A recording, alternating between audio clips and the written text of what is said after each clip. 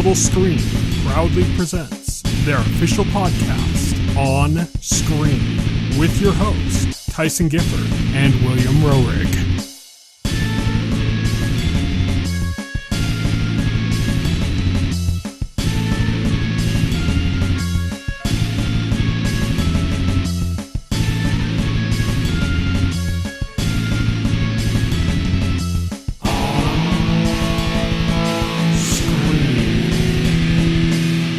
Everybody, and welcome to On Screen, the official podcast of the Total Screen. My name is Tyson. My name is Will. And today we are going to be talking about our first impressions of Metroid Prime 4 Beyond. We are also going to be making some TGA predictions, because that is tomorrow from the point we record this. By the time you listen to this, the TGAs will have already happened, and we'll have sneakily gotten them all right. No, we're recording this on Wednesday, so the TGAs have not happened yet, but we're going to make our predictions. Besides that, we've got some news stories to go over, including one really big, a bit distressing news story, and then some trailers to talk about as well. But let's get started with our On the Horizon segment.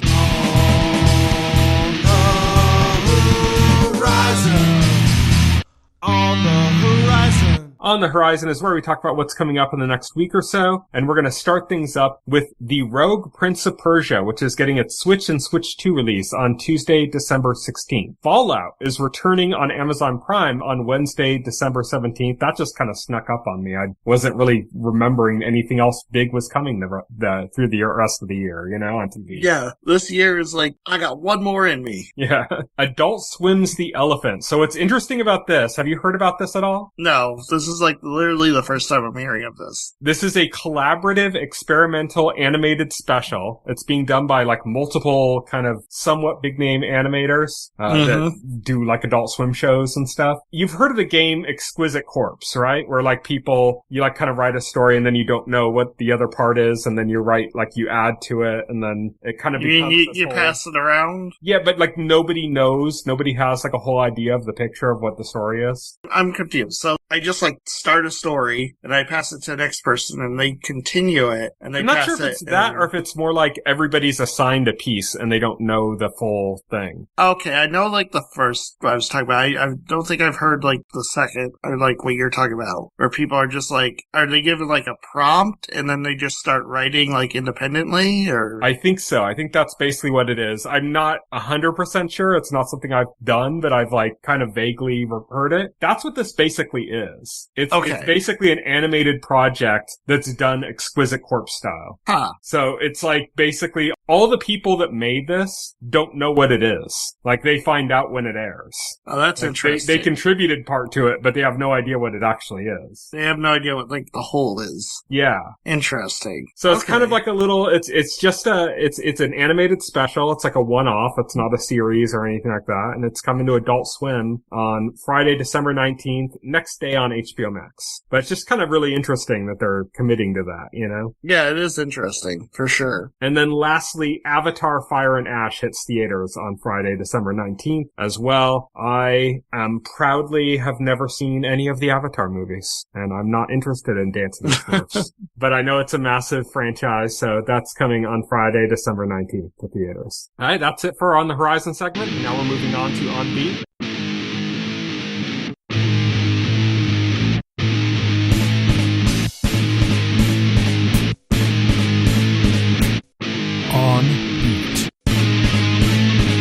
On Beat is our news segment, and we've got two news stories, one quite big, another one pretty brief, and then we've got some trailers to go over. Let's just jump right into the big news story, get it out. It's the topic of the week. It's the topic of the month. I don't know, maybe more. But for a while now, people have been making unsolicited bids to Warner to buy them. This isn't something that Warner said, oh, we're available to be bought. People just started making bids, like different random companies at different points, and then it just kind of turned into a thing. And then there was like a literal bidding war with the board at Warner taking bids from all sorts of companies, the most prominent of which were Netflix and Skydance, who now owns Paramount. So it's Skydance Paramount, I think they're called now. yeah. Those are the two Back most by notable. David Comcast Ellison. was also a player in there. There were some other ones, but the big ones were Netflix and Skydance. Yeah. So this was distressing. First off, I mean, the one that was being the most aggressive about it was Skydance. Yeah. And that was distressing because they'd already just bought Paramount this year. So that was already distressing that they were making such like heavy bids, such aggressive bids. There's also like political issues at play with some of the motivations particularly behind it that we'll get into a little bit later. But what ended up happening is that Netflix won the bid. Netflix won it. Warner seemed most enthusiastic about their bid. Paramount made all sorts of accusations about how it wasn't fair and blah, blah, blah, whatever, and then ran to Daddy Trump. So it might not be settled. But right now, as of now, the bid that won is Netflix. So if the bid goes through, it's an $83 billion bid. Netflix says that movies are going to continue to be in theaters because that was a concern where people were like, well, it's Netflix, so Warner is one of the major movie distributors. There's a catch to this, by the way, because like Netflix said, yeah, movies are going to continue to be in theaters, which was a concern, but they want to shrink the window. They've been wanting to do that for a while. Yeah. This gives them leverage. This might be a big part of the reason Netflix wants Warner more than anything else is because Warner has leverage, and this allows them to have a better negotiating point about shrinking the release window. Because Netflix has wanted to put a bunch of their stuff in theaters, but it's hard for them to put stuff in theaters because the theaters kind of boycott them based on the fact that the stuff's going to be like immediately up on Netflix at the same time or within a short time. So they always have to work out these weird deals to get stuff into theaters. And this might be one of the main reasons Netflix wants Warner, because they actually can be able to seriously get stuff into theaters using Warner as like a negotiating standpoint, because Warner is one of the top like film distributors for theaters. Like it's pretty much Warner and Disney are like the big players, you know? Nobody else is even close. So that's kind of one of the things. And our part of the deal is that Global Linear Networks, which is basically the Discovery channels and the Discovery content, is going to be spun off as a company called, I think it's Discovery International or something. That's not part of the deal at all. That would not just with the channels not go, but like the catalog of content from Discovery is gone, which is funny because David Zaslav is overseeing this deal at the Warner side, and he came in through Discovery, and basically Netflix is like, yeah, we don't want any of that shit. Well, I mean, it's by design, like David Zaslav split them into two companies and is selling them as two companies. Yeah, Netflix doesn't want any of that. No. But what's Paramount interesting is wants it though. Paramount wants all of it. The deal also doesn't cover television networks, so that means like CNN, Cartoon Network, TNT, TBS. Those are all kind of like free agents. Those aren't really spun off into something yet, I don't think, but there probably will be spun off into something. But they do want the content. They want the catalogs from those. They do not want the catalog of content from Discovery. No, they don't. So they want like the Cartoon Network cartoons. They want all the TNT shows and the TBS shows and even CNN shows and stuff, but they don't want the networks themselves. They just want the catalog. Right. Oh, yeah. And then the last part of the deal is, you know, we talk about video games a lot. Well, the game developers come with the deal. They're part of it. So Rocksteady, Avalanche, NetherRealm, TT Games, Portkey, which is the studio that was basically created to make Harry Potter games. Although the future of the games division is in doubt now because Netflix basically said that the games division was not a factor in their decision to purchase like Warner Brothers. In fact, they said like financially the games division is irrelevant. It just basically comes with the package. Like they don't even care, like really want it. But Netflix has been playing around with games for a while now. Yeah, but they have some licensed games based on their material, but they've also have some mobile studios, and they just shut down like their big AAA game studio too. So like they're in the middle of like a retreat on games. Yeah, I mean it wasn't necessarily the greatest implementation what they were doing anyways. Like the idea that you subscribe to Netflix and then you download apps on a phone separate from Netflix, like outside of the Netflix ecosystem, and then you use your Netflix password to play them for free. It's like weird. Yeah, it's like weird. A convoluted solution. So as far as like everything else going on with this, the EU experts, basically experts that, you know, follow EU dealings, and the EU oftentimes puts a kibosh on giant deals like this because these are international companies. Yeah, they can't just go like, okay, well, we're in America, so screw Europe or something. No, the EU actually has some sway, but it seems as if experts in charge of like analyzing what goes on with the EU in these types of situations say it's unlikely that it's going to be blocked by the EU, but that there could be conditions placed upon it. Huh. I don't know what those conditions are, but it might be like, oh, you have to sell off this property, or you have to sell off that property, or you have to guarantee this. It's kind of like the same way Microsoft had to make all those deals when they bought like Activision. Yeah, exactly. They had to like go, oh yeah, well, we're going to make a 10-year promise with Nintendo, and like all these kind of like things. It's similar to like that. Those are like based on conditions, you know? So expect some stuff might pop up that they have to adhere to in order for the deal to go through. Paramount is not letting this go. They're attempting a hostile takeover right now, and they're doing that with the backing of Jared Kushner and Saudi Arabia. Yeah. Which just, you know, if you didn't want to feel like you're going to throw up in your mouth about the story from the beginning, that's about the triggering point to really just let it all out. Yeah, oh yeah. It's bad. Like, David Ellison's Paramount is bad, especially because they're bending over for Trump. They're expecting Donald Trump to basically clear the way for them and to block anybody else. Donald Trump and the Trump administration well, they straight up said that. They said that if they get the deal through, they expect a much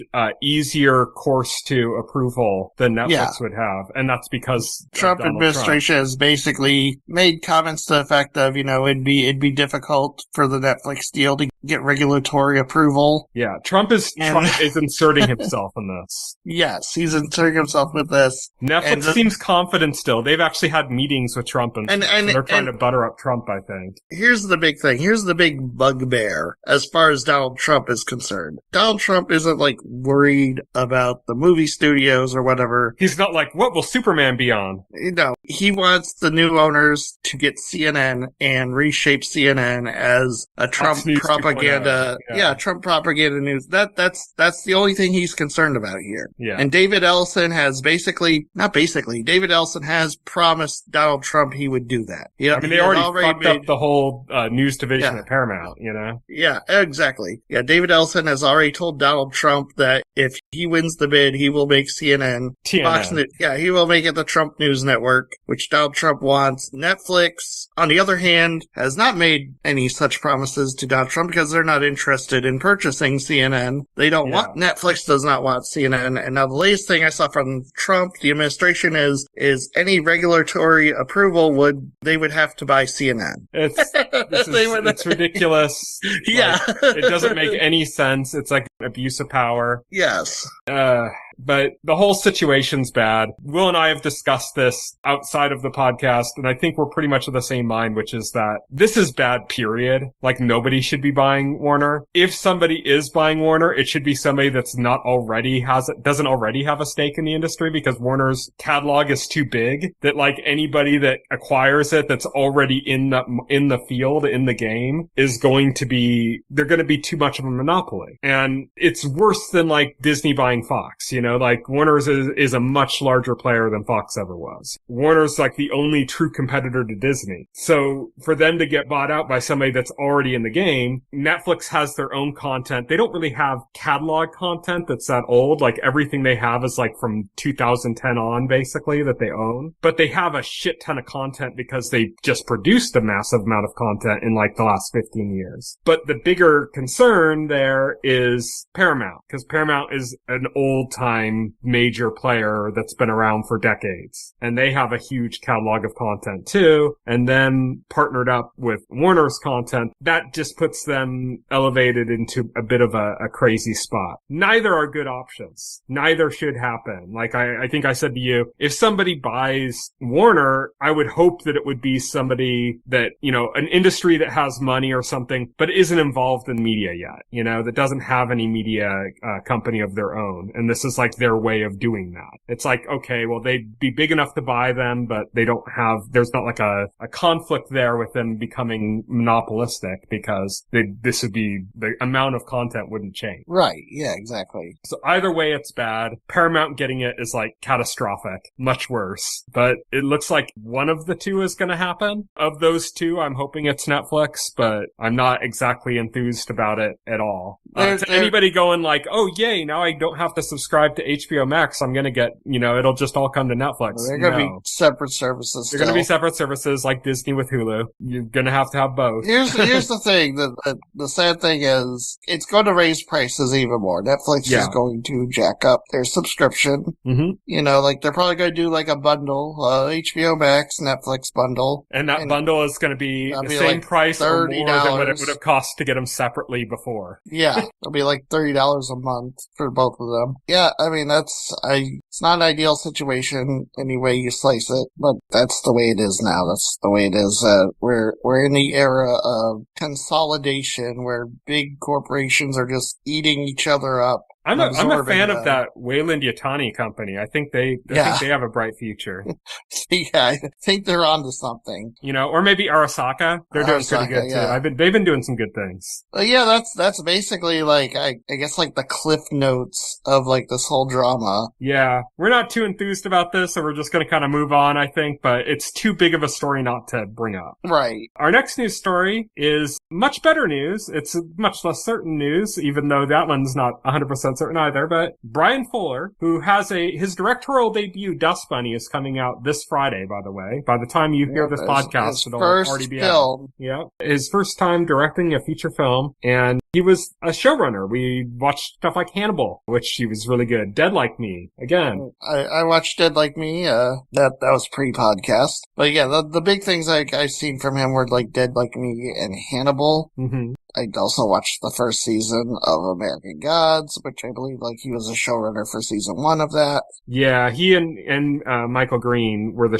co-showrunners on that, and they both left after season 1. Yeah. But yeah, so he had a very good series called Pushing Daisies that was beloved, but it was back in that network day where we didn't have that much content, where like, if you had a high concept show back then, it was very unlikely you would get more than one season. Yeah, it's crazy. Like I looked at it, it got 2 seasons, and it's crazy because like critics obviously loved it because it won like 7 Emmys within those 2 seasons. It's a fantastic show. It is densely written too. Like there's so much dialogue in that show. It's so fast and quippy, and it's all like really good too. That's kind of what really made me a Bryan Fuller fan. I'd seen Dead Like Me before. I'd seen some of his other works before, but Pushing Daisies was what made me like a big time Bryan Fuller fan. It's interesting because like I don't know sort of the reason, but man, the ratings must have been dismal for ABC to cancel a show that was like winning multiple Emmys. It was a very expensive show. Yeah. I mean, it's obviously expensive. You watch it, the show is gorgeous. It's like visually stunning. Right. And that's expensive. Yeah, that is expensive. Yeah, that's true. But Bryan Fuller says that they're working on season 3. They don't have a buyer yet, but everybody involved is excited about it. Like all the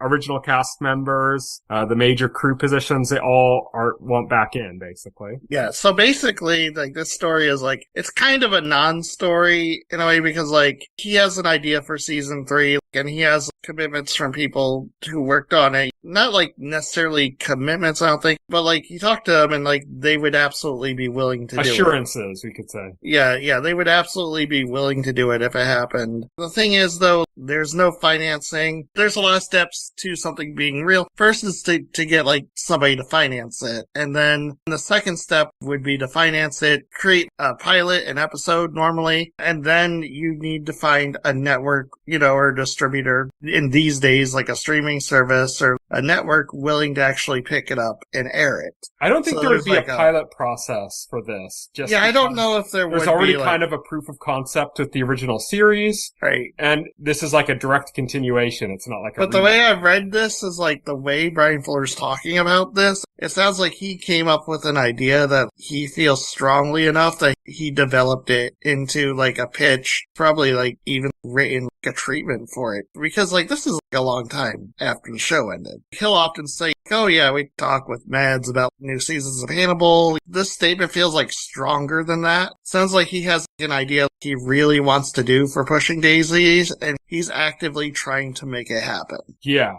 There's nothing set in stone. It's a better field for it now, like high concept stuff works for it. I could really see this like maybe being picked up by somebody like Apple TV Plus. Would be kind of like ideal for this just because they're very into like really high concept shows, and that this would fit right in with that. I don't think they've done a revival there. You know, Netflix has done a bunch of revivals. Some other streamers have done revivals. I mean, you have places like, you know, Paramount, before the merger, they did Beavis and Butthead and brought it back. Hulu brought back King of the Hill just this year. We're living in an era where these companies, because they have these streaming services and stuff, they're trying to put out as much content as possible, and that means like mining whatever IP that they happen to own that might have like some relevance, even like minor relevance. So that's why you're seeing like all these revivals and remakes and reboots, is because these companies are just trying to push whatever IP they have to see like what sticks. And even some cultish stuff. I mean, Twin Peaks came back. Yeah. You know, after 25 years.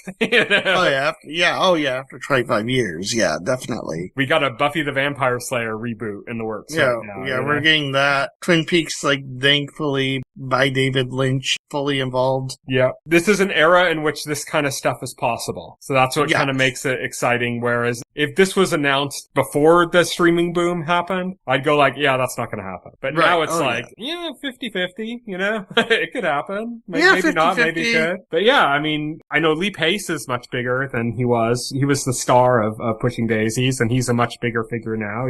He has an Apple TV Plus series, Foundation. He was also in like Guardians of the Galaxy. He was the villain in the first Guardians movie, and he was in The Running Man, which just came out. So he's got like a bigger profile. But I also like wonder if that's like a mark against it, because he is no doubt more expensive now than when he was doing Pushing Daisies. That's true, but he's also a better selling point now than he was before. So, I mean, I don't know. Like I said, I could really see this going on at like Apple TV Plus. This kind of, it fits with the thing, but I don't think they've done a revival. So I don't know if they'd be interested. They would have to. I'm sure if they did it, they would want to secure the rights to the original seasons, and I don't know how that would work out. So yeah, because like I think Disney owns the rights to the original seasons. I think so, but I think it's released on now on HBO. Wait, Max, it would be like the distributor, right? So wasn't that who Yeah, that's right. ABC was the network it aired on. Yes, Could have been Warner Television, because it is on HBO Max. So then it'll be on season 3 of Pushing Daisies will be on Netflix, is what you're saying. Maybe. They've done revivals before. Yeah. But Warner makes stuff for a lot of companies, and I imagine we talked about the conditions of the Warner deal from the EU might place on it. That might be one of them, because a lot of the best TV shows that aired on different networks over the years were actually made by Warner Brothers. Warner Brothers made, you know, an example would be like, say, Fringe, for example. The show Fringe that aired on Fox, that was a Warner Brothers show. Yeah. I believe Buffy the Vampire Slayer was a Warner Brothers show, even when it was on UPN. Yeah. Well, I mean, UPN was a joint venture between Warner Brothers and CBS. Yeah, but I mean, there's so many different things. Like, Warner makes stuff for so many different companies. Oh, no, UPN was a joint venture between Paramount and CBS. Yeah. And then it merged with the WB, which the WB was Warner Brothers' own attempt. And that became the CW, yeah. And that became the CW. Yeah, okay. Yeah. And a little mixed up. Warner has historically made content for a lot of different channels and services. They kind of... Oh, yeah. They don't just make it for their own. Like, that's kind of what they're known for. More than for putting shows out, they're more known for making shows. Oh, yeah. So, yeah, I mean, I don't know. Like, it would be good news. I'd be excited for that. I'm hoping I can catch Dust Bunny. I don't think it's playing by me, unfortunately. But oh, that sucks. I'm looking forward to that one. And more limited release. Yeah, but yeah, so that's our last regular news story, and now we've got some trailers to go over. We got 2 anime trailers, which is exciting. I don't normally put up anime trailers here unless it's something kind of interesting. So first we have Scarlet. Scarlet is from the director of The Girl Who Leapt Through Time and Summer Wars, amongst a bunch of other stuff. This is his last film. He hasn't passed, I don't believe. He's retiring. And so this is his last film, and we got a trailer for it. It looks gorgeous, like visually. It's like it's a cross-medium style approach to animation, kind of like, you know, when you watch something like Arcane or Into the Spider-Verse, like how it's like cross-media, like they're using CG, they're using hand-drawn, like all of it together, that kind of creates something really pretty. So that's what Scarlet's doing, but this is out and out an anime, and it's got kind of an isekai sci-fi angle. There's a character that's from like a different world or something, but he's not the main character. He's like maybe a love interest or like a partner character to the story, but it's kind of like a fantasy story, and it looks visually stunning. I think I'm excited for this one. Oh yeah, looks fantastic. Yep. And then we got another anime trailer. This is for All You Need Is Kill. And this is an interesting story because All You Need Is Kill started out as a light novel, and then it was adapted as a manga, and then it was adapted as a film based on the light novel, a Tom Cruise film called Edge of Tomorrow. It's basically Groundhog's Day, but with alien attacks. So it's like an alien invasion, but it's a Groundhog's Day story. Yeah. A time loop. It's an alien invasion, and the protagonist dies in the invasion, but then the protagonist wakes up the next day alive, and the invasion happens again. It's a basic Groundhog Day story, just with a lot more sci-fi involved in it. Yeah.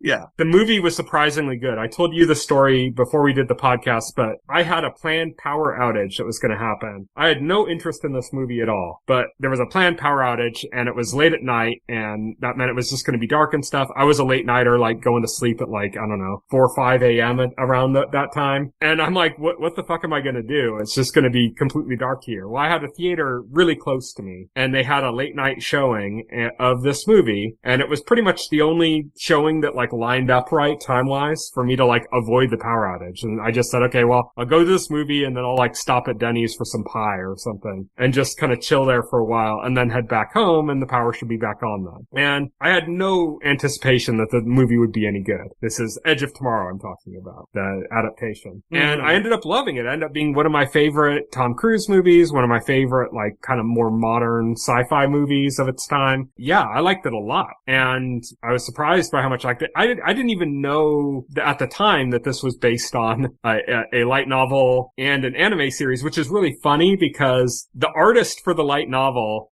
did Serial Experiments Lane, which was one of my favorite animes of all time. But I had no idea about this series, you know? And then the artist for the manga is the artist for Death Note, which is another like manga that I really love. So I don't know how I didn't even know this existed until after I saw the movie. And then after I saw the movie, I saw like a thing in the credits that said, based on the light novel, All You Need Is Kill. And I'm like, what the fuck? Like, this is based on the light novel? What's going on? You know? Then I looked it up and ended up reading the manga. I really liked that too. This looks very different from what the anime, or from what the manga and the light novel looked like, as far as like the character designs and presentation looks so different. The story looks different too. I mean, the story for the movie was different as well. It's like just a different adaptation. Like they just decided, you know, if we make a new version of All We Need Is Kill, we have to change everything. That seems to be the go-to strategy for the series. But what did you think of the trailer for this? I thought it looked fantastic. I thought really digging the art style for this. Like, I knew what it was as soon as I start the trailer, because I was like, oh, okay, this is an anime of like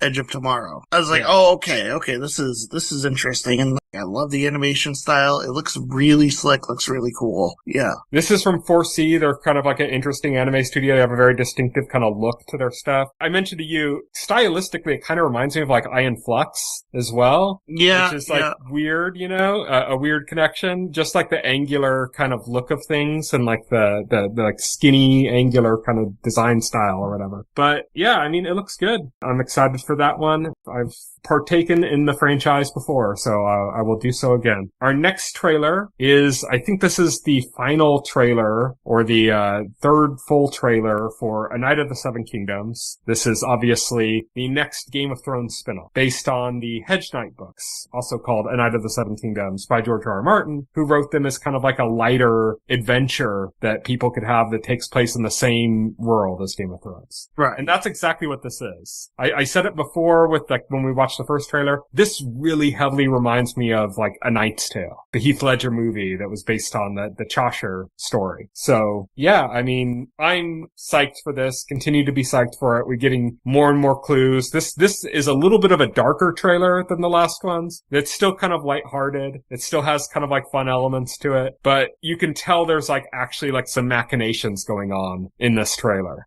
This isn't just like purely like Knight's Tale fun stuff, you know? There's are some family machinations going on in in the background while they're having this fun little adventure. Oh yeah, absolutely. It's interesting too because this is lighter in tone, but it's not like all the way. Like there's still drama to this. Yeah, there's still some dark machinations. This isn't like suddenly a comedy. No. Yeah. There are comedic elements. Like, I like the part where he's like, how good of a night are you or something, and then he goes to leave, and he, like, goes the wrong way, and he's like, oh, this way. It's like, oh, yeah. I love it because it's a total perspective shift from the flagship series. In Game of Thrones and House of Dragon, we're concerned with the lords, the high houses, you know, and, like, all the wealthy lords and ladies and kings that reside there. The landed gentry is what we're concerned with here. And in this, the perspective is basically a peasant. He's a hedge knight. Yeah. He doesn't have a title to his name, you know, he's just somebody trying to make it in this world. Yeah, and it's interesting because if you watch Game of Thrones or House of the Dragons, the other two series based on this world, they haven't really presented the commoners that well. They're always kind of like, you know, they had a commoner that turned knight in House of Dragons and became like the most toxic piece of shit on the show. Right, yeah, exactly. Yeah. and then they had other commoners that like tried to rape Sansa and like, you know, the commoners have not really fared well. Like, and I don't just mean like their fates. Very well. Yeah. They've been depicted as like the unwashed masses, basically. But that's the perspective, because we're seeing it from the perspective of the lords. And this, we're kind of seeing it from the perspective of a hedge knight, a lowly kind of commoner trying to kind of break into the aristocracy in some sense by being a knight, by being assigned to a major house. He mentions possibly even House Targaryen, the royal family, you know? So we're getting an entirely different perspective. I'm so in for this because I'm just like, I like House of the Dragon, but it really does feel like Game of Thrones, like -1, you know? Right. It's just the prequel to Game of Thrones. This feels, from what we've seen, tonally very different, but it still has like that high production value. It still has that look. You still have these knights with like very cool like helmets and stuff. There is one in this trailer, a very cool looking helmet, you know, as well. It looks like almost something out of Dark Souls. But we got another trailer for it, and it's another good trailer, and it kind of shows all the different angles of it, and I'm excited for that. That's coming next year. Yeah, no, I'm excited for it too. And then finally, we got a trailer, or kind of a teaser, I think, for the final season of The Boys. So you and I, we've discussed The Boys from the beginning on the podcast. It's been kind of a mixed bag. Boys. It's been kind of a mixed bag. I think the thing we always talk about like with the last season, for example, is that we always go into a season kind of excited, and then it just starts kind of retreading the same points, and then it's like kind of annoying, and then by the end, it's like exciting stuff starts happening, but then it kind of drops us off in stasis again, and we're all kind of like, okay, something's got to change. It has peaks and valleys. Yeah. That's for sure. This is the final season, though. It's remained entertaining enough to like keep up with. Mm-hmm. But yeah, this is the final season, and again, the trailer looked good. It looks exciting. It's got me pumped, but the trailers for the other seasons did that too. So it's like, I can't go by judging off this trailer. It's a good trailer. It is a final season, which means that they have to do less treading water. They have to actually go somewhere. Yes. I'm hoping that because this is the final season that they won't hold back and it'll be every bit as exciting and as much of a spectacle as you're expecting it to be. We're also getting a Supernatural reunion here. Yes, because Jared Padalecki is finally in The Boys, joining Jensen Ackles. And he was only in one season. He wasn't in the last season, but he's back. Yeah, like they show him in the trailer that he's back. He's also got a spin-off show coming as well, but that's not what we're talking about. But Jared Padalecki, we got kind of two shots of. We got first like introductory shot where you just kind of get kind of close up on his face, and the second one we see he's in costume. So he's like a superhero. And he's like in a room that's basically filled with blood, and he's kind of turning around like, what the fuck happened? And something apparently blew up. People blew up near him. We don't know if he caused that or somebody else caused it. We don't know. He's just kind of looking around like, what the fuck's going on? But he's like in a costume. So he's apparently, unless he's playing like an actor in one of the superhero movies that Vought makes, apparently he's going to be another one of the superheroes. Perhaps he's a prospective member of the Seven now that they're, they keep losing members and restructuring. Maybe he's going to be a new member of the Seven. I don't know. But yeah, we got some more. We're seeing that they're continuing the running gag of the Deep with like his complications of dealing with things like seafood and animal companions and stuff. That's to be in play in the trailer. Also, oddly enough, a lot of the focus on the trailer was like kind of getting the boys back together, like getting the band back together for one more mission, like one last try or something. One last but mission, the last season ended with basically Billy betraying all of them and leaving. So like, right. And now it's like he's back. He's like, oh, everybody's got to like trust me and work with me again. Yeah, it's like, okay, so how are they going to come to this? Are they just going to start like right off the bat, like, oh, some time's passed and Billy's back and he's asking for forgiveness and let's kind of all do this now? Like, what's going to go on with that? Oh, I don't know. But it's like that line that he has in the trailer where he's like, we're taking this to the end. We're taking this all the way to the end, even if I have to like drag your corpses across the finish line to do it. It's like, that's taken straight out of the comic. Yeah. The series has taken major liberties with the adaptation of the comic, so we don't know how much is going to be from the comic. There's already like a major plot point that's like one of the main key plot points of the comics that they've already like changed. So that reveal can't happen unless they like find a different avenue into it. Right. But it's going to be interesting to see where they go with it because, see how dark they go. Because, I mean, that's the thing about The Boys is that as dark as the show is, the comic is like comically dark. It's like so absurdly dark, you know? Yeah, I want to see like where they go with it because again, this is the last season, so there's no longer like anything holding them back. You know, we gotta get this renewed. We gotta hold things back for next season. Make sure plot like this is it. For the show. We got some spin-offs, but that otherwise, like that actual show, this is it. Yeah, exactly. So I'm looking forward to it. Yeah, that's our first trailer for The Boys. And that's it for our news segment on Beats. Now, we are going to make predictions for the Game Awards. When I open my eyes to the future, I can hear you say my name. As I said before, we're recording this on Wednesday, December 10th. The Game Awards are on Thursday, December 11th. So tomorrow for us. But by the time you listen to this podcast, anybody at home listening or in their car listening, it'll have already been like a couple days since then. So all these predictions we're making are kind of nonsense from that perspective, but it's fun for us. So we each made 5 predictions for the Game Awards. Do you want me to start or do you want to start? You can start. Okay, so my first prediction is kind of a broad, it's not very specific. Yeah. But I think it's probably my the prediction I stand behind the most. And that is that I think at least half of the games that are revealed or announced with platforms, that's the clarify I'm giving. If they don't announce a platform at all, like any platform, I'm not going to count it against it that they don't do this. But I'm saying at least half of them are being announced as being on Switch 2. And to be specific, I don't mean like later on they'll eventually come to Switch 2. I mean, like, if it shows platforms at the end of the trailer, you know, they have a little bit at the end of the trailer and you see all the platforms at the bottom of the screen. I'm saying if it shows platforms, which reminds me, some of those games that do that are going to have a Switch 2 logo on it. Which reminds me, we talked about the trailer for Romeo is a Dead Man at the top of the podcast. That game has not been announced for Switch 2, but Suda51 basically said they are looking into getting that game running on Switch 2, and he made a statement like, we absolutely are not going to ignore the Switch 2. Yeah. The only thing I think that could hold that back is the fact that Grasshopper is kind of a small developer and they're not exactly the most like techie developer. Right, so yeah. Porting for them isn't really easy. They're more like artistic than techie kind of, you know? So right. Porting is something like downporting to Switch 2 is not going to be something they're particularly They might need to find like an outside studio to help them with porting. Like, yeah.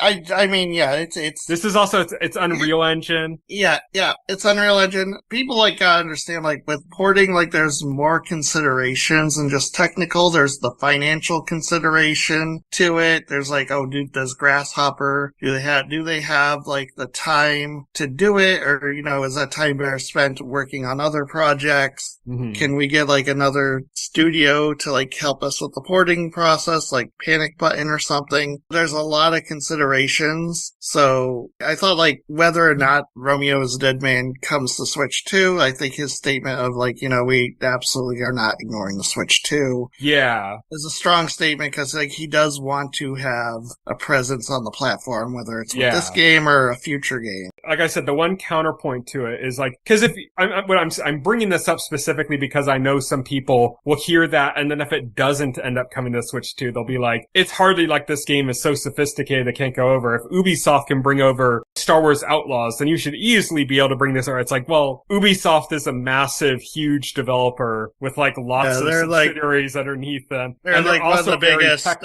technologically capable. Yeah, they're one of the biggest publishers in the industry. It's and they're also a very technically accomplished developer. Yes. Like they have people in their teams that are incredibly technologically advanced that can pull off something like that. Grasshopper is more like kind of a little artsy art house studio. They're very small. They're practically indie. They don't have a lot of staff, and they're very like art driven. It's very like you play a Grasshopper game because of the aesthetics and because of the story and because of this kind of weirdness and wackiness that they can put into it. But all of their games are kind of glitchy messes and not, they're kind of like janky. Yeah. They all are, like, and you kind of have to just take it all. You kind of have to accept that with it if you're into it. So if they can't bring it over, it's sad, but I understand, that's not their expertise, is not downporting a game or something. They're, like you said, Panic Button. They're not Panic Button. That's not who they are. They're also not a techie studio like a Shinin or something that could go, well, we don't normally port games, but we could because we're very technologically able. It's like, they're not, They're using Unreal, which is both a positive and a negative because Unreal Engine is hugely supported. It supports like every platform, and Switch 2 being as hugely successful and popular as it is, that engine is going to become more and more refined to be better at handling Switch 2 games. So that's a positive. The negative is that right now that engine is pretty demanding. So absolutely. That could be an issue. But back on topic, my prediction is that 50% of the stuff we see, again, on the condition that they announce a platform at all, is going to be announced as coming to Switch 2 as well. I'm not saying exclusives. I'm saying like, let's say they do a trailer for like the new Call of Duty. Like, I don't think they are because it's too early or whatever, but let's say they do a trailer for the next Call of Duty that's coming out next year. I think at the end of that trailer, when you see all the logos, you're going to see a Switch 2 logo. That's what I'm saying. At least 50% of the games are going to be coming to Switch 2 as well. That's my first prediction. So I'm going to do my first prediction, and it's probably the least of my predictions. But the least likely or the smallest? No, the smallest. And it's interesting because like there's a lot of buzz about Tomb Raider at the Game Awards. I think it's pretty certain at we this just point. Got a Tomb Raider port for Switch 2. Oh yeah. A very old game at this point. But that was like a surprise. There's a lot of buzz around Tomb Raider for this year's Game Awards. There's buzz that they're going to officially reveal the next game in the franchise, the 12th game in the franchise. That's going to be a big thing. But there's also a Tomb Raider TV series in development at Amazon with Sophie Turner attached to star. Nothing's being said about this, but I kind of have a feeling we might see like a first like trailer or teaser trailer for that at the Game Awards as well. Yeah, that's likely. I mean, there's a lot of they have an award for adaptations. Yes. So they actually do cover that stuff. Showed the first teaser trailer for Fallout Season 2 at the Game Awards, I believe, like Fallout. It was either Season Game Awards 1. or it was maybe it was Summer Game Fest. But it's pretty much the same thing. That's pretty much the same thing. They blurred my mind. They're the call Keeleys. them the Keeleys. Yeah, the Keeleys. So the Keeleys like doing this. Yeah. So, it seems likely to me. Yeah. All right. My second prediction is that we're going to get a new trailer for the Duskbloods. Yeah? I think it's time. I think it fits because the Duskbloods is a very like Game Awards type game. There's basically two games. There's basically two games that Keeley loves above all else, and that's anything made by Hideo Kojima and anything made by FromSoft. Yeah, he seems to have like a very good relation with FromSoft, so it seems likely that we might get like a new gameplay reveal and something for this, which is interesting because this is a FromSoft game, but it's being published by Nintendo. Yeah. I think. Yeah. Yeah. So it's like interesting. It's also cool because we got rumors recently that are saying that Dustbloods has been in development for a very long time. Originally for the Switch 1, moved over to the Switch 2. They're saying development predates even like Sekiro or something. Which is crazy. Yeah, that they've been prototyping this game for a long time. Like they had a lot of ideas that they were prototyping and they're working on them and adjusting them. That this is basically the FromSoft game that's been in development for the longest. All of that's rumor. What is not rumor is that this is from the big head honcho of FromSoft is directly directing this game. This isn't some like spin-off that nobody cares about that's handled by some rookie at the studio, you know? This is the head honcho. This is Hidetaki Miyazaki's next directorial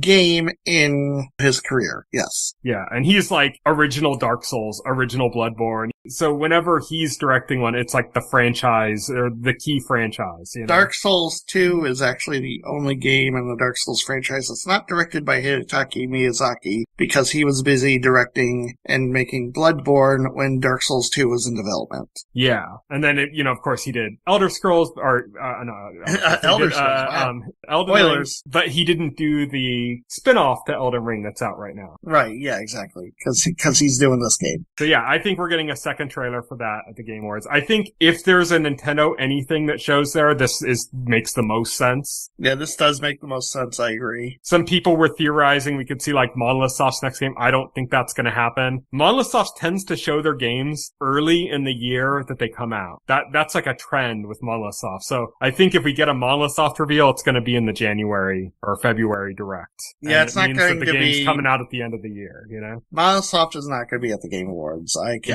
don't confirm that. They had I think one or two nominations for Xenoblade Chronicles 3, and like nobody even paid attention to it. Right? Yeah. they don't have much sway. At the also, just that Nintendo just doesn't really participate in the Game Awards in a big way as far as like reveals. They have. They have the first in the like past. Gameplay reveal for Breath of the Wild. You know? I'm telling you're bringing up ancient history at this point. Yeah, 8-year-old history. Yeah. Yes, they have not for a while. The last one was like the Joker and Smash reveal. Yeah, they don't really do a lot with the Game Awards. I mean, that could change. Nintendo's the kind of company that just changes something on the It spot. just seemed like, I don't know like what happened, but after Reggie stepped down, they stopped working. I don't know like if it was like just Reggie that had that relationship with Jeff Keighley, and that's why it seems to be that way, because like they haven't really participated in that way since Reggie stepped down from being the head of NOA. But Nintendo does surprising things from time to time. Like I said, for example, Nintendo would never go to TGS, the Tokyo Game Show. Like, oh yeah, but they fucking revealed the Wii Remote there.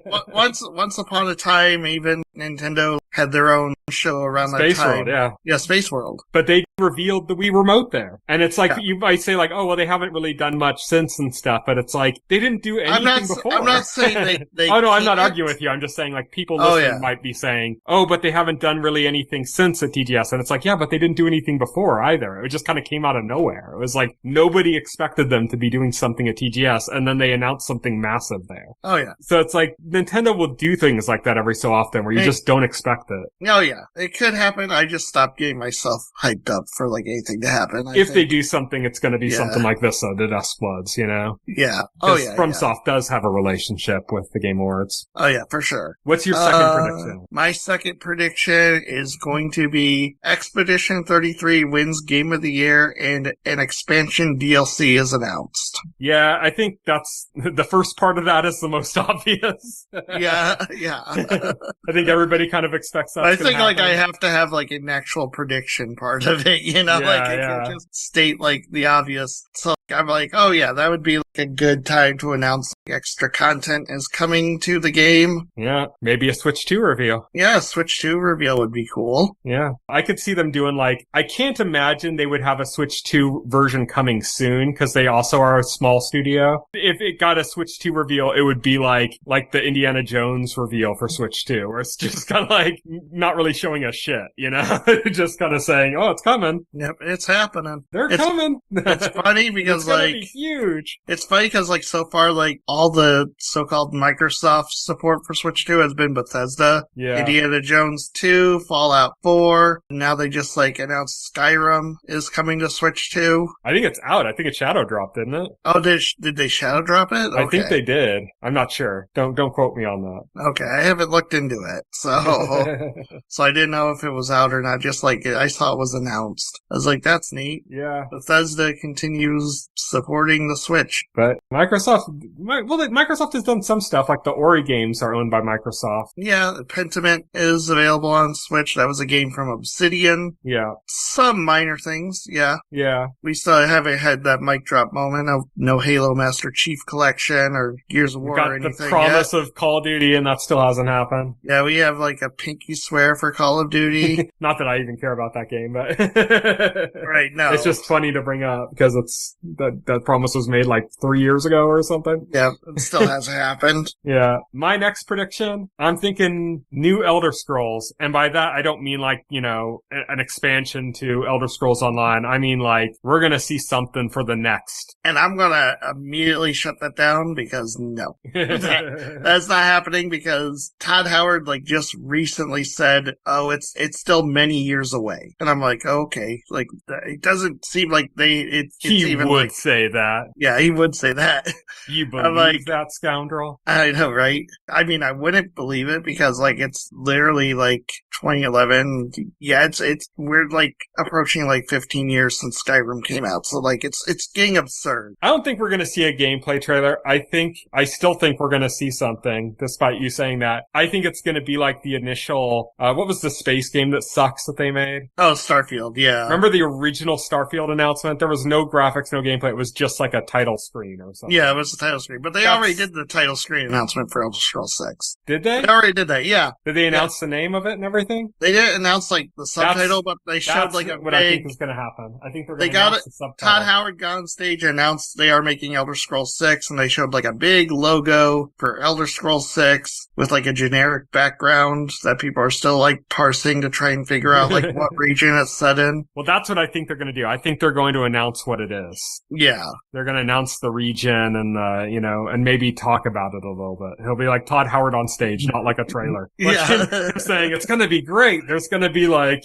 lava fields or whatever. Yeah, whatever. Yeah. But I don't think we're going to see like gameplay. Like, I'm not saying like, oh, and it's coming next year. I'm like, it's going to be like a way out there reveal trailer or something. What is your third prediction? So my third prediction is Sega is going to have a presence. I'm sure of it. It's just a matter of what they're announcing. And I think like it's been several years since they announced their revivals for classic IP. And so I think it's time we start seeing some of that. So I'm going to guess that we're going to see trailers for the new Jet Set Radio and Crazy Taxi revivals that they announced. It makes sense. They should be coming up around now. I'd one up that and say they might announce new revivals because they said it was a start that they were going to be doing even more games. Oh yeah, they're going to be doing even more games. There was like so many for me to choose, but I just chose those two because I don't know, just feels right.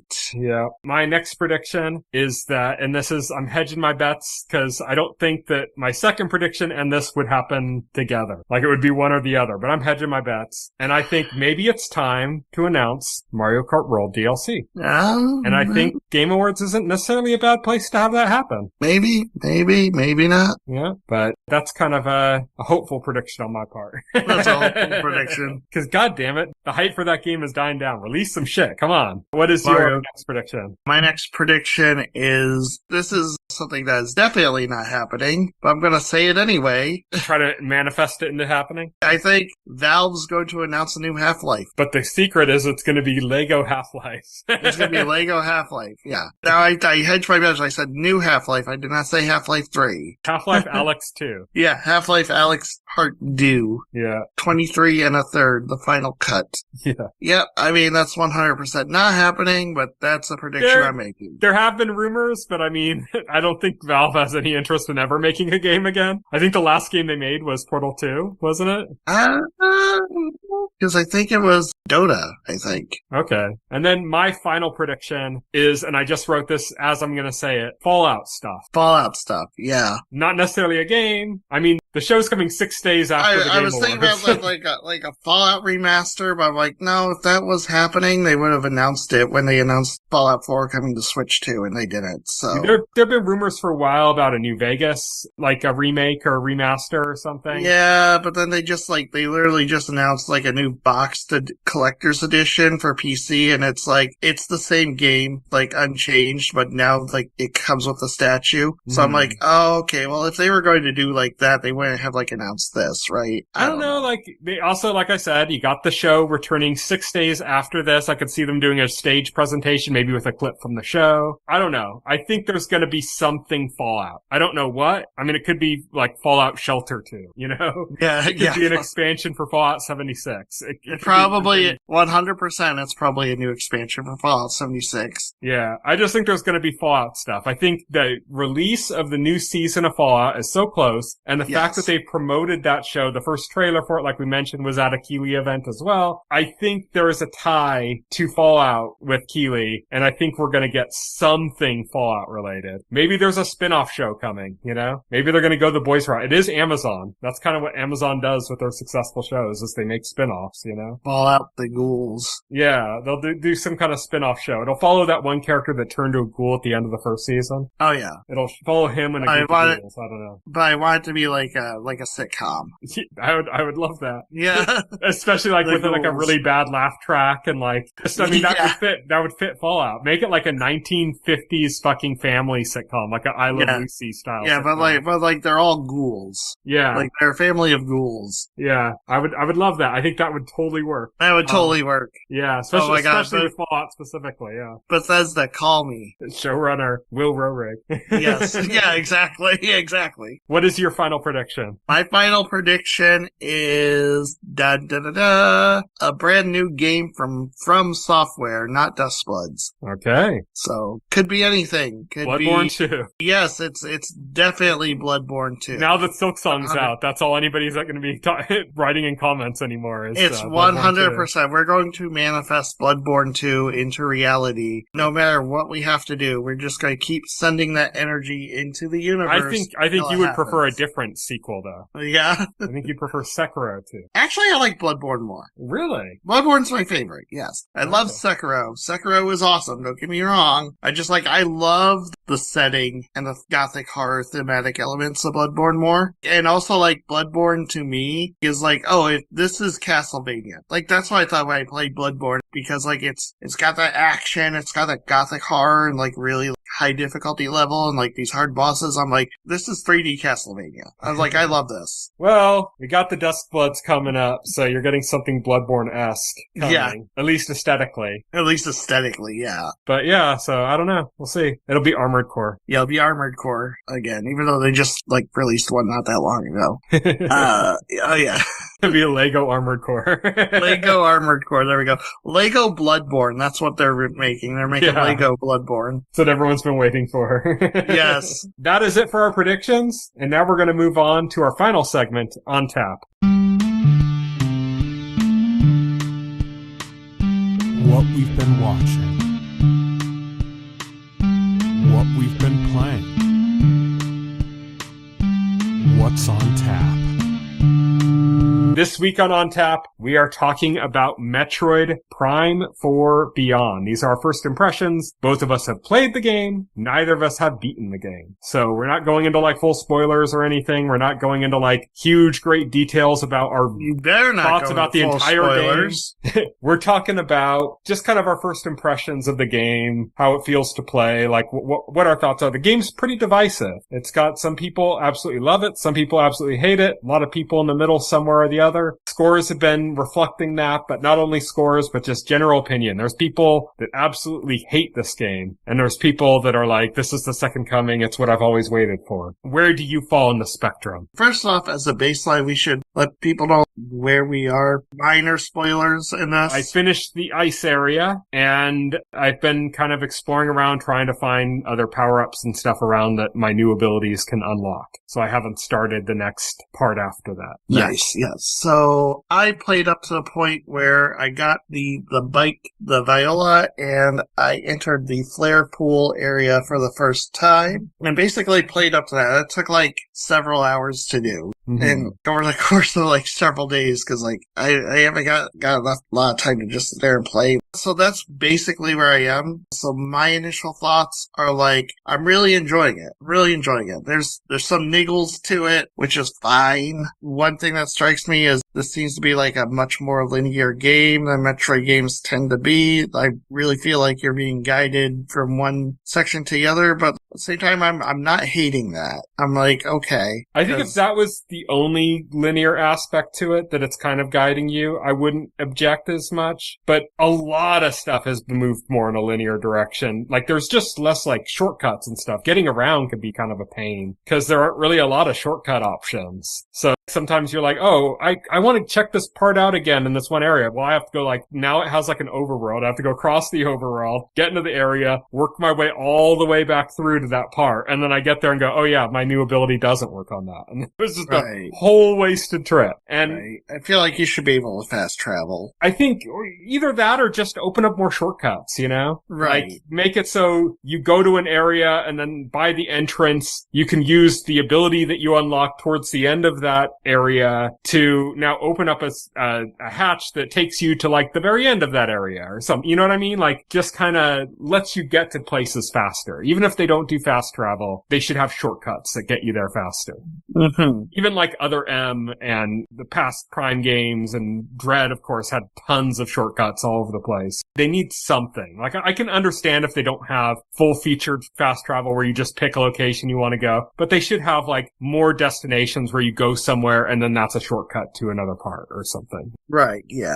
And they have those to some extent. The first area you explore, the green area, I can't remember what it's called, that has like a cannon thing that like launches you, and you can launch from the beginning of that area to the end of that area, basically. So you can kind of fast travel. There's another area where there's something kind of similar, but only seems to go in one direction, like getting out of there rather than getting back there. So that's kind of unfortunate, but not enough shortcuts. So far in my playtime, there hasn't like been a major issue. There hasn't been much to make me say, oh, I should go back there. Mm-hmm. But that's kind of the Metroid thing. You know, it's eventually coming. Because I'm sure you've already seen things that you can't do yet. No, I've seen like the biggest thing, obviously stuff that requires the grapple beam, and then there's like some things to say, switches that require like an electric jolt to do this, or yeah, electric jolt and the boost ball, which is like where you're in the ball form and you start spinning, which I can't do right now. So I do see hooks that are telling me, oh, you need to power up Samus more. Yeah, that's expected in a Metroid game for sure. So I know there are already places I'm going to be coming back to. Retraversal is the name of the game with Metroid. Yes. Yeah, I think I know kind of on the Game Witness Discord where I post, like, people are pretty negative about this game right now. Most people are very negative. I don't understand, like, why, because gameplay-wise, graphics-wise, it's as solid as, the moment-to-moment gameplay is as solid as ever. This game plays like an absolute dream. It's like kind of crazy to me, and it looks amazing. Oh my god, it's a visual. I would argue against on the gameplay.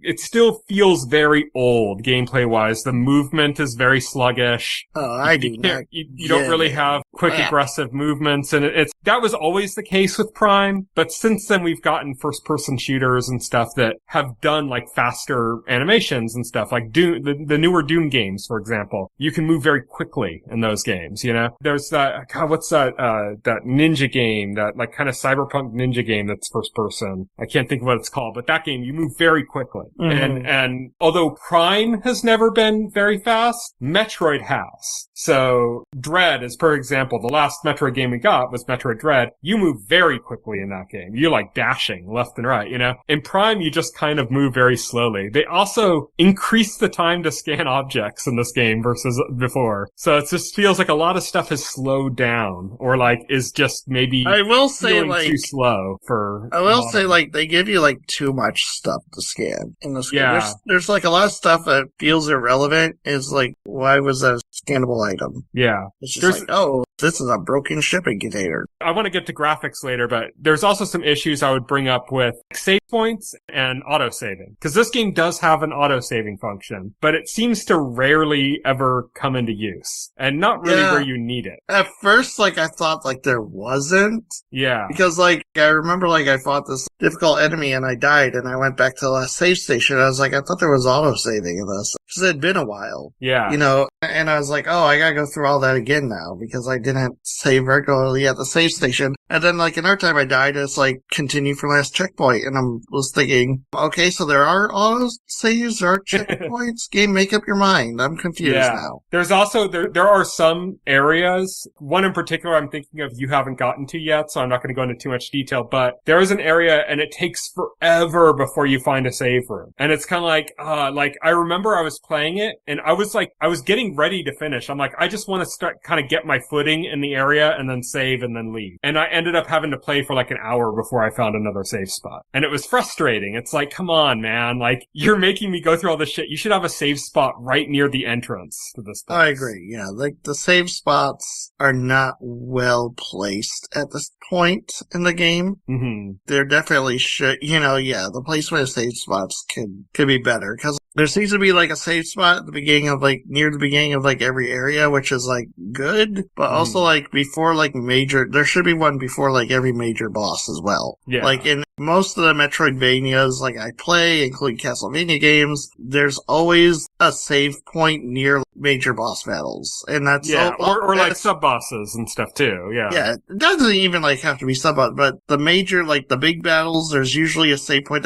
And finding a save point is usually your cue that like the next room you go into is going to be some major battle. Here it's like about to go down room. Here they'll make you go through like 10 rooms with a bunch of difficult regular enemy fights and then get to the boss and then be like, oh, you died and now you're back 10 rooms again to like the save point. It's like, you really should have put a save point somewhere near that boss. Yeah, and I've heard some people go like, well, that's just Metroid. Metroid's always been like that. It's like, I don't think Dread was like that. No, Dread wasn't that. And Dread's the most recent Metroid game. I think old game design was like that. But games have evolved. Things have changed. And this game literally has an autosave, and it rarely uses it. So it's kind of like frustrating. It's like, and I think there's like there are quality of life improvements that if I like was given power over this game for a day, one of them would be if you go to a boss fight or a sub-boss fight, any kind of like difficult moment where it's not just like some enemies in a room, but like where it's like a cinematic moment that brings you in and there's like a hard fight. Anything that happens like that, it should autosave right outside of that room. So that if you die, you could just go right back in. And that's another complaint I have. It should also autosave anything you scanned so that, when you die, if you die, you don't have to rescan everything. Oh, yes. Yes, that's a big one. Yeah. Like dying and then like having to rescan everything you just scanned is like, that's super annoying. That happened to me one time and I forgot something. So now I'm like, okay, well now I can't get 100%. Right. And I scanned it the first time. I just forgot the second time. And it's like, okay. Well, it should just be like once and then like it saves it. The game says, okay, you scanned that no matter what happens to you. Yeah, exactly. I agree with that entirely. Unless the scanning is to like activate a device, obviously. Oh yeah. Like that, But any just normal scanning, it should save it even if your progress doesn't carry over, it should save that. Let's get to graphics. You talked about the graphics being really good. I think the graphics are weird because there are times when I'm playing this game, probably most of the time actually, where I'm like, this might be the best looking game on the Switch 2. And this might be the best looking game Nintendo has ever made. And a lot of that comes down to like artistry. Well, yeah. Because I've seen the game on Switch 1 and it doesn't look too, like the text, like it's not just a resolution bump on the Switch 2 version. There is also texture resolution has been increased as well. Pretty significantly. But even without that, the Switch 1 version looks stunning for a Switch 1 game. Like easily, I think the best looking Switch 1 game ever. Mm-hmm. And there's some stunners on that system. And I think this puts them all to shame, basically. basically. On the other hand, you can tell this is a Switch 1 game because there are parts where you go where just like the ground just is very flat with just a texture on it, and it's like, okay, yeah,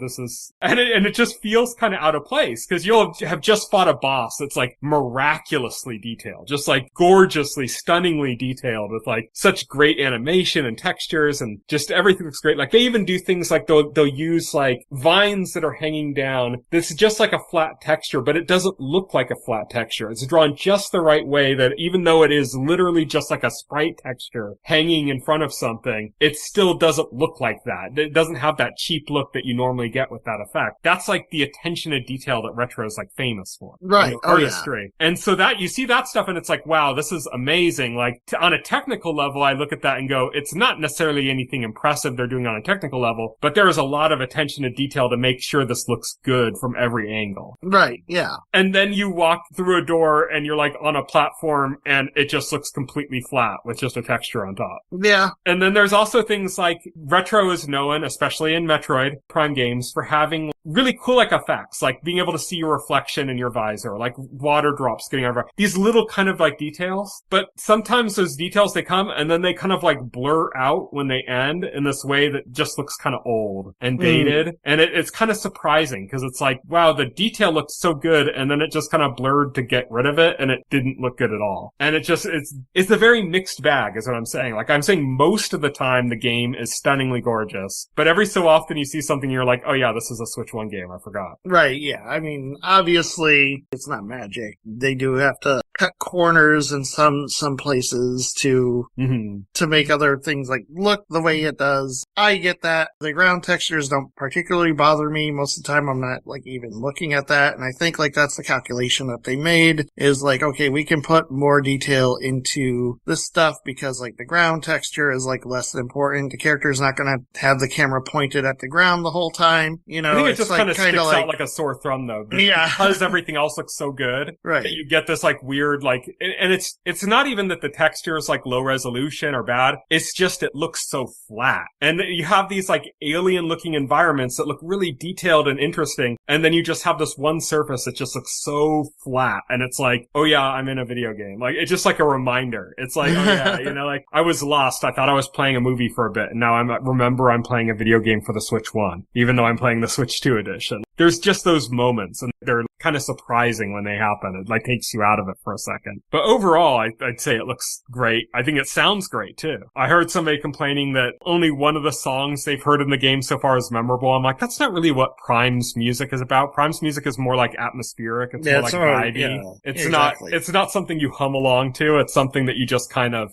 gives you mood and stuff. And people have been really having a cow over the whole music for the bike riding parts locked behind an amiibo thing, which is just, it's a stupid thing. I'm not going to defend Nintendo's choice. No, yeah, so this whole thing is like, yeah, I'm not going to defend it, but it is a completely optional thing, and people are, like, I get annoyed because people are misrepresenting the actual issue. Yeah, like, well, and people are saying there's no music when you're in the desert. It's like, yeah, there is. There is music. It's just like a very, it's like, a very atmospheric, it's kind of, it's this, ambient. It's this kind of building tension like, kind of thing. And the whole thing, like, people make out that there is cut content that is only restored by using this amiibo, and it's like, the music tracks that you get access to on the viola in the desert are just tracks from other areas of the game. It's not new, unique music it's not like the real desert music is activated. It's like, it's just, you can listen to other tracks from other areas of the game on the bike while riding around in the desert. It's like this really like optional feature. I'd argue it's a downgrade. Yeah. Because the music that plays in the desert is like super fitting for what you're doing in those moments. I'm just like, and just playing a different song, like, I think that's very un-Metroid. It's an optional feature that you actually unlock after the first time you beat the game. I've actually heard that's not true. And somebody said they 100% of the game at IGN and said that's not true. It does not. Really? Yeah. It does not unlock. That was like a rumor that was spreading around, but not true. Interesting. Yeah, I have no clue, but it's an optional feature, I guess. It's unnecessary, and I think it takes away from it. Metroid is such a vibes-based game, and the music is a big part of that, and like just playing some other random track while you're driving around instead of the one that perfectly fits the situation is like, it's a downgrade in my opinion. Like, I would not choose it. I'm not saying like they should have locked this behind an amiibo or like it's justified. I would not recommend buying an amiibo just to do this. That's dumb. Especially they're expensive. They're not like the cheap amiibo of old. Buy the amiibo for the amiibo. It's a very nice looking amiibo. It looks very nice as a display piece. I would not purchase that. Of them? No. I would not purchase that for this feature. Let's say I would not do that. And I'm going to be honest, I'm not like sitting there playing the game going, oh man, there's this huge thing like I'm missing out on. I don't care. I think it's more egregious what Dread did by having amiibo unlock like an energy tank, you know? It does not affect my experience playing this game whatsoever, not being able to do that. So it's this thing which is like annoying and dumb, but that people just decided to like hype up and get completely irrationally angry over. Yeah. It's like you don't need it. It's a silly, stupid little thing. And I think there's a lot of misinformation. Like I said, it's not like anything critical to the game is being held back. It's not like they're withholding the final boss and the true ending if you don't buy this amiibo. And like I said, there are a lot of people saying that there's no music in the desert, and there is. Yeah, there is. It's not completely silent. Yeah, no. It's like I said, I think the music that is there without an amiibo is the correct music to build on the vibes and the atmosphere of the game. Even if I had the amiibo, I wouldn't fucking play other tracks when I'm crossing the desert, because when I cross the desert, I want it to be representing the music that it does represent. It's part of the experience. Like Metroid is such a vibe-based game, as I said before. Yeah, it's a vibes-based game. You're supposed to feel like you're in this alien world. The music is supposed to support that. So, it's not going to start playing like rock tracks. It is going to play like the sort of like ambient, slightly eerie music because that's the vibes that Metroid wants to create.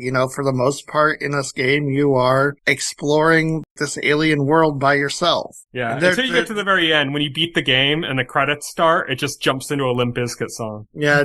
It goes, yeah! Now, the other new controversial thing is the NPCs that join you. I've only met one so far. I've met two. Yep. You meet him early on, and he's been controversial since he was featured in one of the most recent gameplay trailers, and that's Miles McKenzie. I think it's not that bad. The only part that was bad about it to me was the escort part. Having to try to keep him alive was annoying as shit. Right. That's the only part I didn't like. And it was really only like on the bridge. You know what I'm talking about? That one part where you're like escorting him across the bridge and you're being attacked by monsters and he can get killed and then you have to run up and heal him and stuff. It's like, that was like the only annoying part with any of the NPCs that I've experienced so far. And actually, like, that even wasn't annoying to me because, like, it was so easy. Like, I didn't even have a problem. He went down, like, once. Yeah. And I revived him. Like, it wasn't that bad, but it was still annoying. It was like... yeah, it was fine. It was a minor annoyance. Yeah, it was like a minor thing. It was, like, so easy to get through that, like, it did not even register as being annoying to me because, like, it's a short sequence, right? It's not even a long sequence. It's a short sequence. Mm-hmm. And the enemies, like, you have to fight are, like, so weak that, like, it only takes a couple shots to kill them. So it's kind of like, yeah, it's not that bad. I'll also say that without really going into any spoilers or anything is that the second NPC that I encountered, the second companion NPC type character, whatever, is much less chatty. But he's just kind of pops in, says what he wants, and then he's gone and you don't really hear from him. Yeah, Miles has this annoying comic relief personality. Yeah, they're not all like that. Yeah. But the thing is, you get to a point where, like, Miles gets to this computer, and then you're basically set off on your own again, and you only communicate with Miles, like, occasionally through the radio. He does drop some hints, which is kind of annoying for Metroid, because, like, sometimes you don't want it telling you those things, I know some people have complained about that from the demo that was played, but there are parts, like, I'll be going around somewhere and it says, you should check out this or something, and I'm like, don't tell me that. I just want to find it myself. Yeah. So that can be annoying, but it's never too egregious. That is a very common thing that happens in games in general, and much worse on many games than it is happening. So it ended up, like, not being as bad as... Yeah, definitely. At least so far for me. It was suggested to be. Like, I've only encountered two. I think there's like 4 or 5 of them. I've only encountered 2 of them, so I can't say... I mean, I might completely change my opinion in an hour, Oh yeah, like, it, still, I'm still, like, super early into this game, so, like, yeah. who knows what's gonna happen. Yeah. But yeah, I think that's all my thoughts on this game. I think that covers all the bases so far. Yeah, I mean, I have mixed feelings about it. One thing I'm going to admit, I should say, is that I did drop the difficulty to easy. I did this because in Volt Forge, I was fighting an enemy and I died and it was very annoying. The enemy was very spongy and I just suck at first-person games in general. I'm just not good at them. Like, I have very poor reaction time when I'm in a first-person perspective. Whenever I do play a first-person game, like, say, Cyberpunk, for example, I level myself up or I work my character in a certain way to compensate for my lack of ability in first person. Can't really do that in a Metroid game because there's kind of one way forward. You can't customize your character to play the way you want it to, In Metroid, the enemies are spongy, but like also you should use your missiles as much as you can, as much as you have. Yeah. Yeah. But yeah, the enemies are spongy. You take a shit ton of damage too. It's like the combination of both. Not only are the enemies spongy, but an enemy hits you from behind that you don't realize is behind you and like half your life is gone in one hit. Because like I believe the missiles do about double the damage your arm cannon does. Mm-hmm. So like, yeah, that's a pro tip strat. I lost on this one fight. It wasn't a boss. It was this other fight. It was annoying. And I lost, I think, 4 times in a row. And it was so annoying because as we talked about with the not having checkpoints used properly and not having safe spots properly balanced and stuff, it meant every time I died, I had to retraverse through like 4 or 5 rooms. And it took for like, that's the thing is when you lose in a fight, you just want to jump back in. You don't want to ruin your pacing. You know what I mean? Oh yeah, like absolutely. You have a pace. The boss fight is in your head. The pacing of the boss fight is in your head. And then if you have to repeat a bunch of rooms to get to it, it's gone. And you have to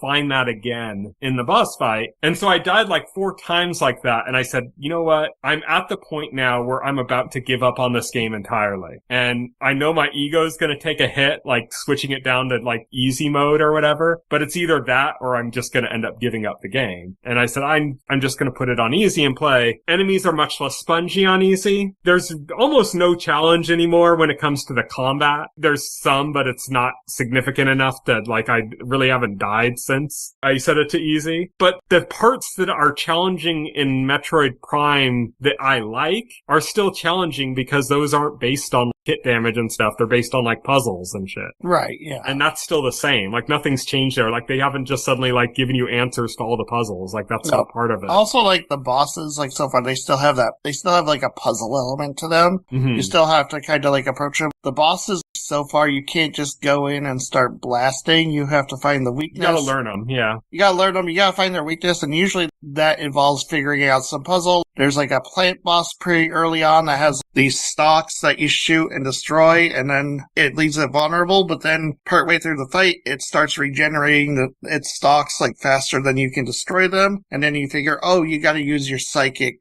beam shot. Don't forget about that. Yeah. Because I had a part in the game that you haven't reached yet, and I'm not gonna say what it is or like what you're supposed to do or whatever, but it involved using that psychic shot, and I just completely forgot I even had that weapon, because I went through a stretch of the game where I just was not using that at all, like I didn't have to. Right. And then suddenly I had to use that ability again, and I completely forgotten I even had it. And I'm like, what the fuck am I supposed to do? What am I supposed to do here and everything? Right. And then I found out, oh, I'm supposed to do that. I felt like an idiot just because I just completely forgot I even had that ability. I hadn't used it in so long that I was like, it just slipped my mind. Like I wasn't thinking about it, you know? So just saying, keep that at the top of your mind that you have that ability. Yeah, keep it at the top of mind. Remember your entire toolkit, because the game will make you use it. Yeah. And like I said, sometimes you won't use it for a long stretch, and then suddenly you'll have to use it again, and there might not be a clue that's very obvious that you need to use it. But yeah, you'll have to realize it, you know? All the bosses I encountered so far have like a puzzle element to them. Yeah. As well, which makes them more engaging. Yeah, definitely. And then lastly, the desert area. We talked about it a little bit with the music and stuff like that. Definitely the low light of the game. The least attractive area of the entire game. It's kind of like,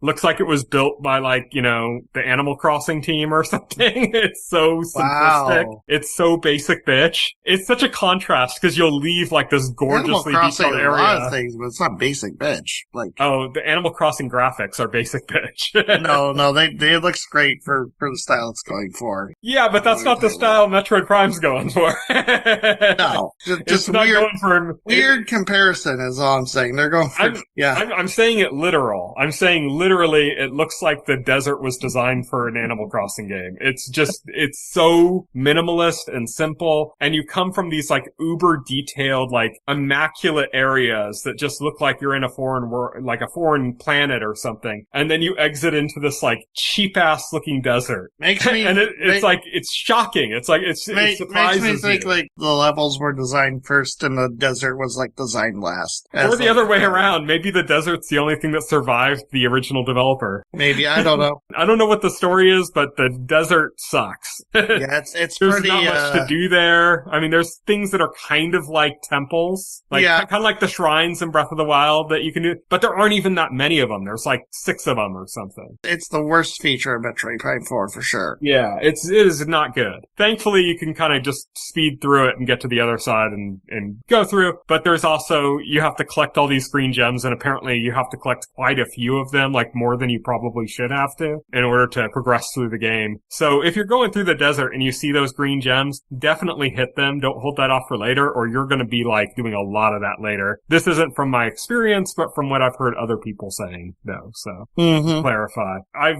kind of mapped out, I like to map out areas when there's like a large area. And so I pretty much mapped out the entire area, the desert area. I just kind of took the time to do it. It's kind of like a little OCD-ish thing for me. And I did that, and I got, I think, most of the green crystals, and I still don't have all of them. So I went back to the place where you can deposit them, and it's still not saying that I'm finished or something. So there's still quite a bit. You have to get them, almost all of them, I think. So that might be a little disappointing, but again, that's like from what I've heard from other people, not from what I've even really experienced for myself yet, because I'm not there yet. But yeah, that's pretty much it for the game. I'm gonna keep playing it. I enjoy it. I think there's enough highlights to it that I like, but the Metacritic average of being, I think it's at like an 80 now or something like that. That's about how I feel. I don't think this is a 90 or an 100. I don't think this is a B or an A. I think this is like a C plus, B minus game. Yeah, I haven't played enough to even make that determination. I'm not commenting on that. Yeah, I mean, that could change for me, you know, but right now that's about where I'd place it. And I'd definitely say that Dread is better. I'd say if you can only play one modern Metroid game, play Dread. But that is it for our discussion on Metroid Prime 4 Beyond and our On Tap segment. Next week, we are going to be talking about the Game Awards. We did predictions this time. We're going to talk about the actual Game Awards next week. We're also going to talk about our hopes for 2026. We're going to talk about a few of the things that we're looking forward to, be it movies, games, TV shows, whatever, things that we're looking forward to in 2026. And that's going to be our show next week. So stay tuned for that. Until then, thank you everybody for listening. You can follow me on Twitter and Blue Sky. I'm at Tyson Gifford. You can follow Will on both those platforms. He is at Foxel Hero. You can go to our website, thetotalscreen.blogspot.com. If you go there and open up a container store for any of the podcast episodes, scroll down to the bottom paragraph, you'll find all the relevant links to our SoundCloud page, our RSS feed, all of our social links, all that stuff's there. You can also subscribe to our podcast through your favorite podcast client of choice, like Apple Podcasts or Pocket Casts, and the entire backlog of our podcasts, as well as additional content, is available on our YouTube channel.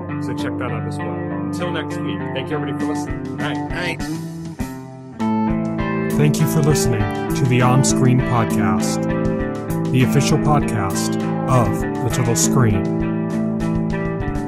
Visit our website at thetotalscreen.com. This podcast can be found on any major podcast client, including Pocket Cast and Apple Podcast. The entire backlog of this podcast and other content can be found on our YouTube channel.